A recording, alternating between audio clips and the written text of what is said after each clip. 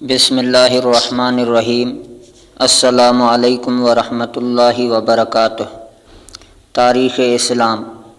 ملک عرب کا کچھ نہ کچھ تذکرہ شروع میں اس لیے ضروری ہے کہ رسول اللہ صلی اللہ علیہ وسلم عرب کے مشہور شہر مکہ معظمہ میں پیدا ہوئے اور دوسرے شہر مدینہ منورہ میں آپ صلی اللہ علیہ وسلم نے ہجرت فرمائی اور وہی اسلامی سلطنت کا ابتدائی دارالسلطنت قرار پایا۔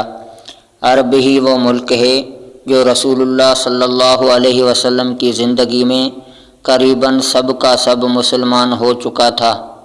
یہی ملک عرب شوکت اسلام کی ابتدائی جلوہ گاہ، اسی ملک عرب کی زبان میں کامل وحی اور آخری آسمانی کتاب نازل ہوئی جو تمام ملکوں، تمام قوموں اور قیامت تک تمام زبانوں کے لیے مکمل ہدایت ہے۔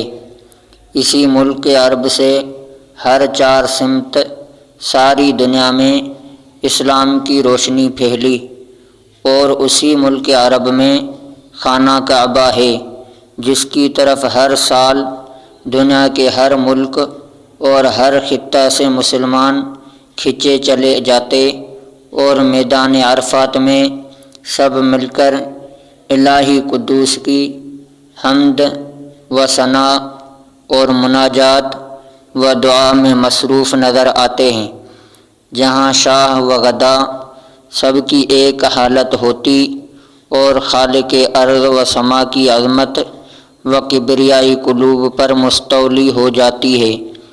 یہی ملک عربی ہے جو تمام دنیا پر غالب ہوا اور ساری دنیا کے لیے مشعل راہ اور چراغ ہدایت بنا۔